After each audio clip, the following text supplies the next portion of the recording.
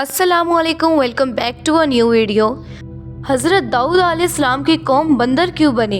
तो आज की इस वीडियो में हम यही आपको बताएंगे। हज़रत दाऊद की कौम के 70,000 अफराद समंदर किनारे ऐला नामी बस्ती में रहा करते थे। इन लोगों को अल्लाह ने हज़ारों नेमतों से नवाजा था, लेकिन जब राहत और सुकून आता है तो ये अल्लाह की इबादत से महरूम हो गए और अल्लाह की मखलूक़ात पर जुल्म करने लगे। तो यूँ अल्लाह ने इनको ख़बरदार किया कि हफ्ता के दिन शिकार ना किया करो, इतवार से लेकर जुम्मा तक जितना शिकार पकड़ना है पकड़ लिया करो। अल्लाह ताला की इबादत का एक दिन और मखलूक़ात के लिए अमन का रहने दो।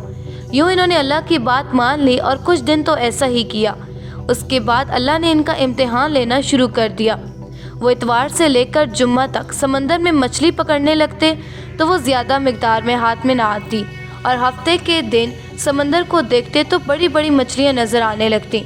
इन लोगों में से एक शख्स को शैतान ने अपने बातों में कर ही लिया और परेशान क्यों हो रहे हो, मेरी तरकीब पर अमल करो, तुम शिकार से कभी महरूम नहीं रहोगे।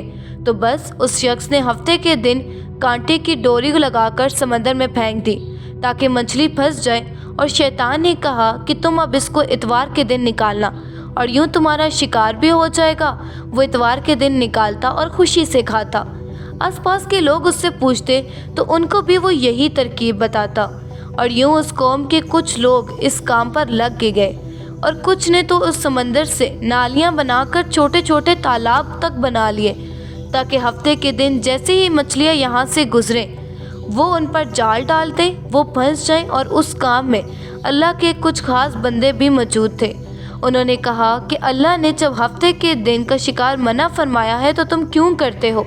अल्लाह से डरो, उसकी फरमानी ना करो, उसके अजाब से डर जाओ। वो लोग उन लोगों का मजाक उड़ाने लगे कि हमारी जो मर्ज़ी होगी हम वो करेंगे, तुम कौन होते हो हमको बताने वाले? अब उस ग्रोह में कुछ लोग ऐसे थे जो उन नाफरमान लोगों की इस्लाह कर रहे थे, और दूसरे वो जो उन लोगों से नफ़रत करते थे लेकिन खामोशी इख्तियार किए हुए थे। अब उन लोगों के दरमियान एक तीसरा ग्रोह था जो बिल्कुल नाफरमान होकर रह गए थे।